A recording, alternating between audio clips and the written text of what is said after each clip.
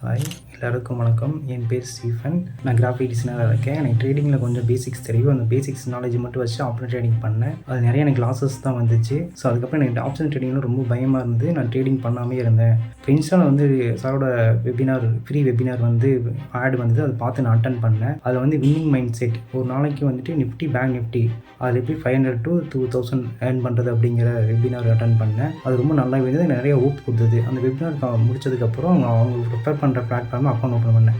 Account open பண்ண உடனே அது நிறைய கொஞ்சம் டிஃபிகல்ட் இருந்தது.